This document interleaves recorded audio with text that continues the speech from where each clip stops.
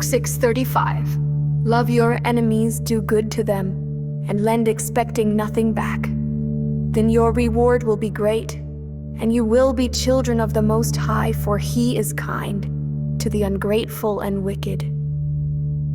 Radical love, the kind that loves enemies, blesses abusers, and gives without strings, only flows from a heart transformed by grace. You're not doing this to be accepted by God. You do this because you've already been accepted in Christ. Your heavenly Father loved you when you were ungrateful. Now that same love fills you, overflows from you, and makes you shine as a child of the Most High.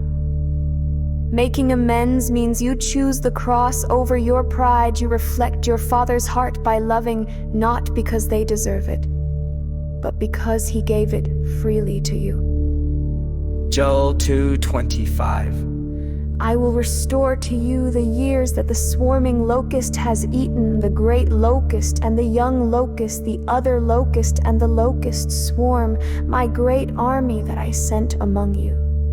I, the Lord your Redeemer, will repay and restore, make whole, bring back better than before the years, the time, the relationships, the peace you lost when devastation swarmed your life. Though the locust, symbolic of judgment, destruction, and loss, came, I now intervene as your restorer.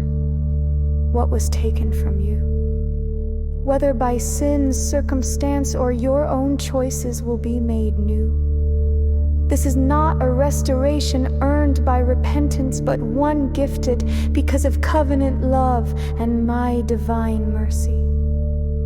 The cross of Christ swallowed up your loss and turned it into a platform for redemption in Him. Nothing is truly lost. When you walk in grace and offer amends, God works behind the scenes to restore what was broken, sometimes in ways greater than the original.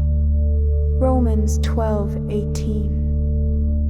If it is possible, as far as it depends on you, live at peace with everyone.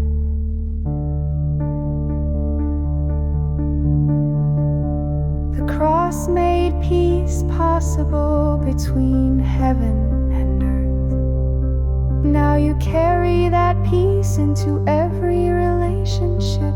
You're not responsible for their reaction, only your response. Making amends doesn't mean fixing everything.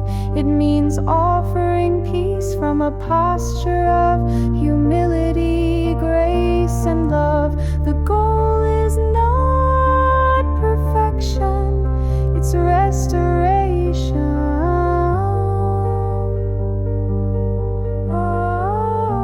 You're not trying to make people like you. You're living out who Christ made you as far as it depends on you. You are a peacemaker, reconciled, and full of His peace.